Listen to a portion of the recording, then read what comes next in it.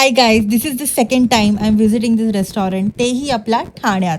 So मी ready झाले त्या रेस्टॉरंटला जायला. येस, मी शेतकरी रेस्टॉरंटबद्दल बोलत होती, जे आहे लुईसवाडी ठाण्यात. आणि तिथे एस्पेशली कोल्हापुरी क्युझिन्स मिळते. The ambience over here is pretty nice and cosy. खूप एस्थेटिक रेस्टॉरंट आहे आणि जुनी पुराणी मराठी गाणी लावलेली. सो फील गुड वाईब येत होतं, मस्त वाटत होतं एकदम. आणि मला फ्लावर्स पण खूप आवडले. हा त्यांचा मेन्यू कार्ड आहे. सो तुम्हाला जर स्क्रीनशॉट घ्यायचा असेल, you can take it. So मी आणि माझ्या पप्पांनी चिकन मसाला थाळी ऑर्डर केलेली आणि खूप ॲपेटायझिंग वाटत होती, एकदम मस्त. मम्मीने मटन मसाला थाळी ऑर्डर केलेली and it was not that great since it was not cooked properly.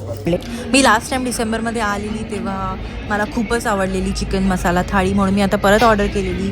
But this time it was okay it was not that great. So मी 7/10 देईल ह्या मीलला. आणि मटन थाळी खूपच ठीक होती. It was not cooked. So I would suggest keep this थाळी.